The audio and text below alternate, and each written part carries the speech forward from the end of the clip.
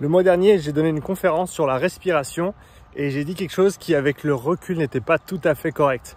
Donc dans cette vidéo, je vais te partager cette petite erreur que j'ai faite.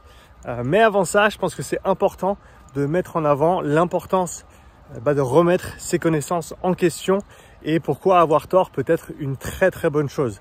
Je pense qu'aujourd'hui, on est toujours poussé à choisir un camp ou un autre et d'avoir des croyances qui sont très marquées, qui sont très figées dans le temps aussi.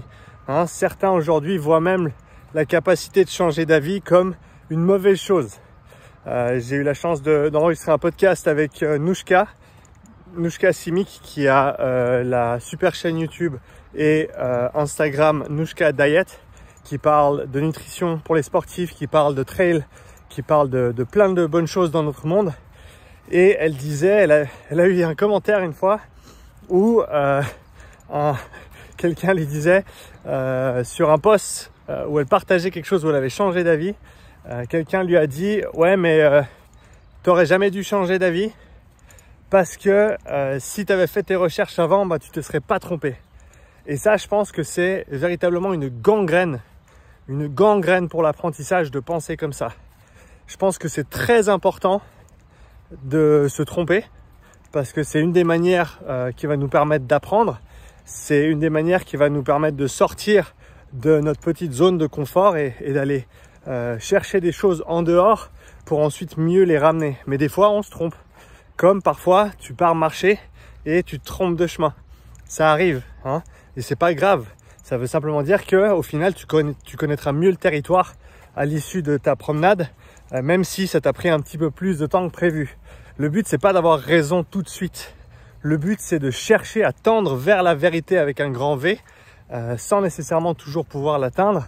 Et encore une fois, si on fait des erreurs en cours de route, tout ce qu'il faut, c'est simplement se l'avouer à soi-même. Dans mon cas, le partager avec vous, parce qu'encore une fois, ces vidéos, c'est ma manière de réfléchir, c'est ma manière de synthétiser ce que j'apprends. Et le fait de le partager avec toi, ça le rend concret. Donc on arrive gentiment à cette petite bêtise que j'ai dit pendant la conférence et je vais t'expliquer pourquoi je l'ai dite et pourquoi j'ai réfléchi comme ça quand je l'ai dite. En parlant du système respiratoire, il y a différents aspects du système respiratoire qu'on peut entraîner et qui sont, disons, bien documentés de ce côté-là.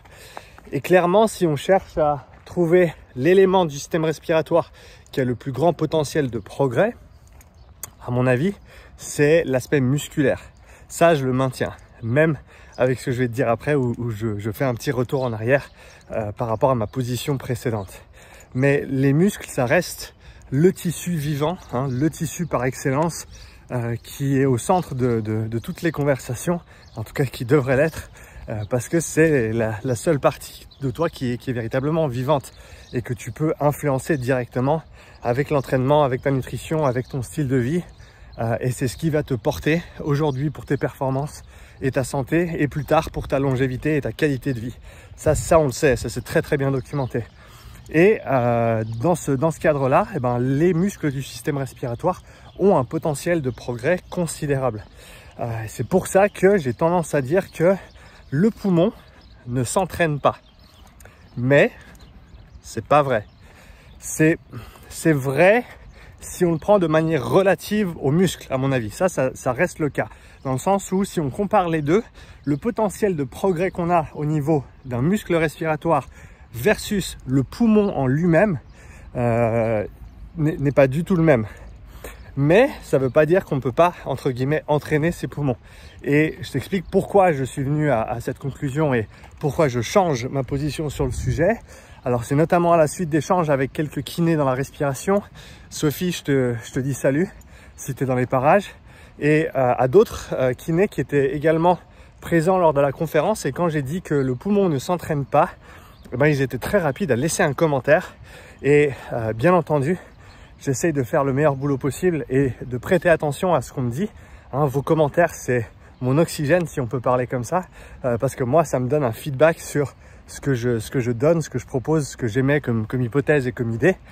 Et donc, dans ce cadre-là, j'ai vu une ou deux personnes dans les commentaires qui ont dit « C'est pas vrai, les poumons, ça peut s'entraîner. » Et c'est vrai que dans certains cas particuliers, et c'est certainement pour ça que je l'avais pas mis en avant plus tôt. C'est vrai qu'on peut changer le fonctionnement du poumon en lui-même.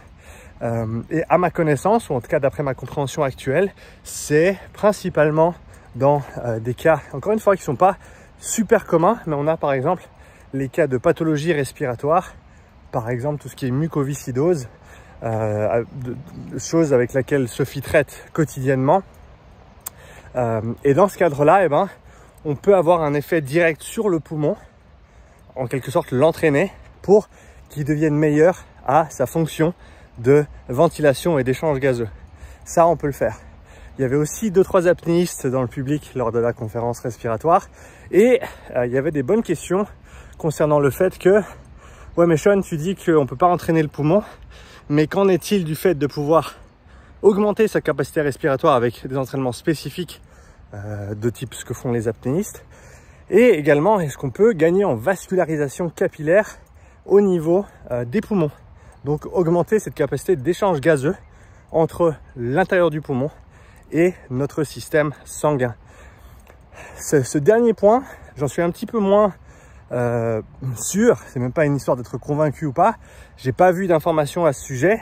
Si vous en avez sous la main, si des apnéistes écoutent cette vidéo, c'est un monde que je ne connais pas encore très bien et je serais intéressé d'en savoir plus. Donc si tu as des informations qui traitent de ça et qui montrent qu'avec un entraînement spécifique, on arrive à augmenter l'apport sanguin vers le poumon afin de faciliter ce transfert d'oxygène, notamment quand on a très peu d'oxygène disponible. Ça, c'est quelque chose qui m'intéresse. Tout ça pour dire que le poumon, au final, c'est faux de dire qu'il ne s'entraîne pas. Donc quand je disais que le poumon ne s'entraîne pas, c'était trop réductionniste, c'était trop simpliste et c'était tout simplement faux. Et c'est très important de le mettre en avant.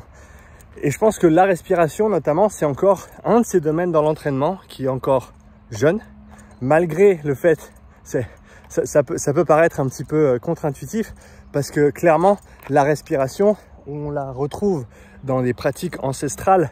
Ça a été utilisé, c'est encore utilisé aujourd'hui, ça a été utilisé depuis des milliers d'années, mais il s'avère que l'entraînement respiratoire a encore une marge de progression considérable, parce qu'il y a plein de choses qu'on n'a pas encore étudiées.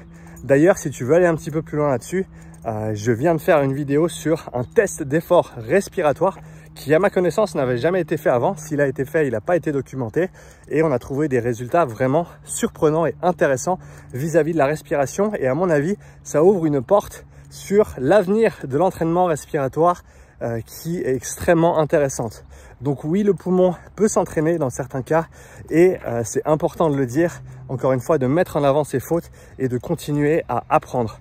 En parlant d'apprendre, si tu veux rejoindre plus de 2500 élèves qui ont déjà suivi ma formation gratuite sur les zones d'entraînement et comment optimiser tes entraînements cardio, tu peux retrouver le lien directement dans la description. À bientôt pour la prochaine vidéo.